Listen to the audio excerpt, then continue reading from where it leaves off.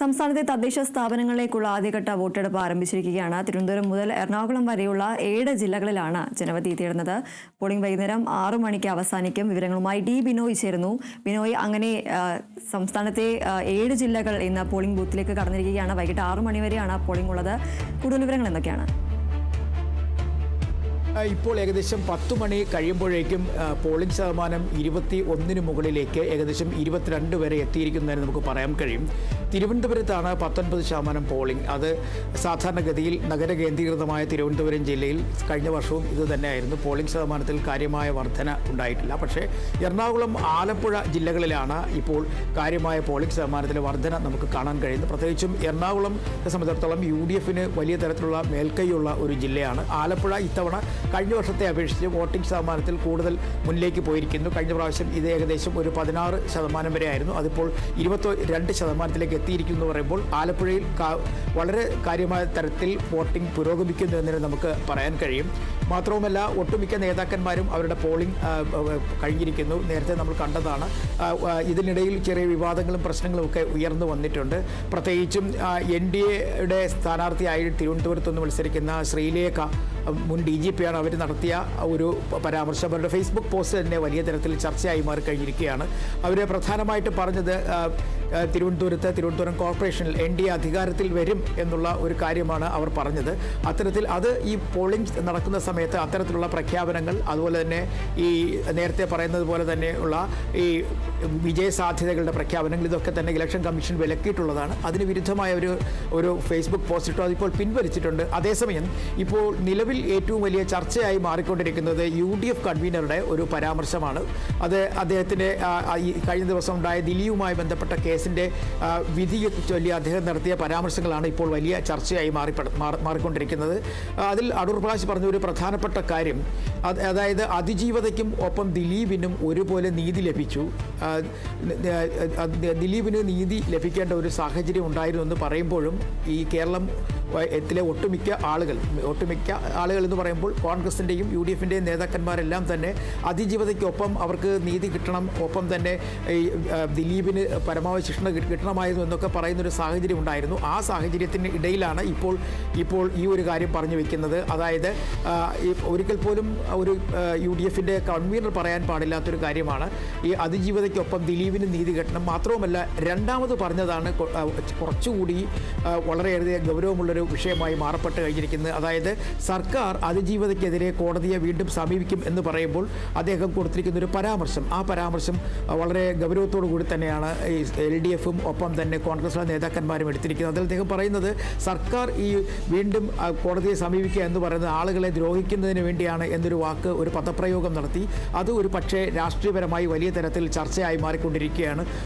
ഈ നിർണായകമായ നിമിഷത്തിൽ വോട്ടിംഗ് നടക്കുന്ന സമയത്ത് പ്രത്യേകിച്ചും രാഷ്ട്രീയപരമായി വലിയ കടുത്ത മത്സരമാണ് നടക്കുന്നത്. ഏത് വിധേനയെങ്കിലും UDFന് പരമാവധി സീറ്റുകൾ പിടിച്ചെടുക്കുക. പ്രത്യേകിച്ചും തെക്കൻ കേരളത്തിൽ UDFിൻ്റെ ഒരു സാന്നിധ്യം അറിയിക്കേണ്ടത് ഇപ്പോൾ അനിവാര്യമാണ്. കാരണം ഇനി 3-4 മാസം കഴിയുമ്പോഴേക്കും കേരളം മറ്റൊരു തെരഞ്ഞെടുപ്പിലേക്ക്, നിയമസഭാ തെരഞ്ഞെടുപ്പിലേക്ക് പോകുന്ന ഒരു സാഹചര്യം. അപ്പോൾ ഈ തെക്കൻ കേരളത്തിൽ വലിയ തരത്തിൽ പരാജയം UDFന്, കോൺഗ്രസിനുണ്ടായിരുന്നു. കാരണം കൊല്ലം, അതുപോലെ തന്നെ തിരുവനന്തപുരം, പത്തനംതിട്ട, ആലപ്പുഴ ജില്ലകളിൽ കാര്യമായ തരത്തിൽ മുന്നേറ്റം നടത്തിയാൽ മാത്രമേ UDFന് സംസ്ഥാനത്ത് അധികാരത്തിൽ വരാൻ കഴിയുകയുള്ളൂ. അതിൻ്റെ ഒരു സെമി ഫൈനലായിട്ടാണ് നിലവിൽ ഇപ്പോൾ ഈ മത്സരങ്ങളെ കാണുന്നത്. പ്രത്യേകിച്ചും തിരുവനന്തപുരം കോർപ്പറേഷനിലും കൊല്ലം കോർപ്പറേഷനിലുമൊക്കെ LDFന് വലിയ മേധാവിത്വമുള്ള ഒരു സാഹചര്യമാണ്. കൊല്ലത്തെ സംബന്ധിച്ചിടത്തോളം LDFന് മേൽക്കൈ എന്ന് തന്നെ പറയാൻ കഴിയും. അവിടെ വളരെ ചുരുങ്ങിയ പഞ്ചായത്തുകളിൽ മാത്രമാണ് ഈ UDFന് ജയിക്കാനായിട്ടുള്ളത്. അതിൽ ഒരു പഞ്ചായത്ത് കഴിഞ്ഞ പ്രാവശ്യം BJP പിടിച്ചെടുക്കുകയും ചെയ്തു. അതേസമയം പത്തനംതിട്ടയിലേക്ക് പോവുകയാണെങ്കിൽ പത്തനംതിട്ടയിൽ 5 ഇപ്പോൾ LDF, അതായത് നിയമസഭയിൽ 5 LDF ആണ്. അവിടെ കാര്യമായ ഒരു നേട്ടവും കഴിഞ്ഞ തദ്ദേശ ഭരണ സ്ഥാപനങ്ങളുടെ തെരഞ്ഞെടുപ്പിൽ കോൺഗ്രസിന് നേടാൻ കഴിഞ്ഞില്ല എന്ന് എടുത്തു പറയേണ്ടി വരും. കാരണം നഗരസഭകളുടെ ഭരണം പോലും അവർക്ക് സ്വന്തമാക്കാൻ കഴിഞ്ഞില്ല. അവിടെ ജില്ലാ പഞ്ചായത്ത് അവർക്ക് നഷ്ടമായി. മാത്രവുമല്ല, പന്തളം നഗരസഭ BJPക്ക് ലഭിക്കുകയും ചെയ്തു. അത്തരത്തിൽ വലിയ തരത്തിലുള്ള സങ്കീർണമായ പ്രശ്നങ്ങൾ നിലനിൽക്കുന്ന ഒരു പ്രദേശമാണ് പത്തനംതിട്ട ജില്ല. ഈ ജില്ലകളിലൊക്കെ തന്നെ വലിയ തരത്തിൽ കോൺഗ്രസ് ഒരു കടന്നുകയറ്റം നടത്തുന്നതിന് വേണ്ടി ഒരു ശ്രമം നടത്തുന്നതിനിടയിൽ തന്നെയാണ് പത്തനംതിട്ടയിൽ തന്നെ ഈ അടൂർ പ്രകാശ് ഇത്തരത്തിലൊരു പരാമർശം നടത്തിയത്. അതിനെതിരെ മന്ത്രിമാരെല്ലാം തന്നെ, പ്രത്യേകിച്ചും പി രാജീവ്, അതുകൂടാതെ മന്ത്രി വി ശിവൻകുട്ടി, ഒപ്പം മന്ത്രി വീണ ജോർജ്, ഇവരൊക്കെ തന്നെ പരാമർശം ഉന്നയിച്ചിരിക്കുന്നത്. ഒരു സ്ത്രീ വിരുദ്ധമായ നിലപാട് UDF കൺവീനർ സ്വീകരിച്ചു എന്ന തരത്തിലേക്ക് തന്നെ കാര്യങ്ങൾ എത്തിച്ചേർന്നിരിക്കുന്നു. ഒരു പക്ഷേ ഇതിനെതിരെ, ഈ പരാമർശത്തിനെതിരെ 11 മണിക്ക് തന്നെ KPCC അധ്യക്ഷൻ മാധ്യമങ്ങളെ കാണുന്നുണ്ട്. ആ സമയത്ത് ഒരു പക്ഷേ ഈ പരാമർശത്തിനെതിരെ മറുപടി പറയാനുള്ള സാധ്യത നമുക്ക് തള്ളിക്കളയാനാകില്ല. ഇത് കോൺഗ്രസിനെ വല്ലാതെ മുറിവേൽപ്പിച്ച ഒരു സംഭവമാണ്.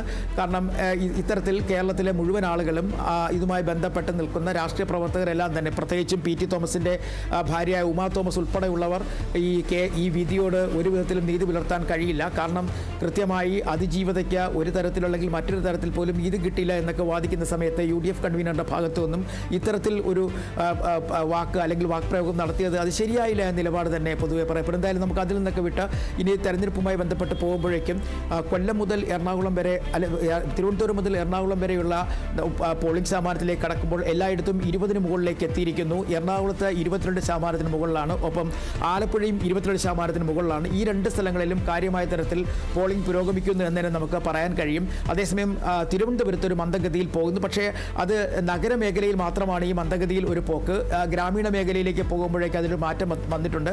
പഞ്ചായത്തുകൾ കേന്ദ്രീകരിച്ചും അതുപോലെ തന്നെ മലയോര മേഖലകളായ പ്രദേശങ്ങൾ, നെടുമങ്ങാട് ഉൾപ്പെടെയുള്ള പ്രദേശങ്ങളിലൊക്കെ കാര്യമായ തലത്തിൽ നഗരസഭയിലേക്കും ഒപ്പം പഞ്ചായത്തുകളിലും പോളിംഗ് നടക്കുന്നു എന്നുള്ള വിവരങ്ങളാണ് നമുക്ക് ലഭിക്കുന്നത്.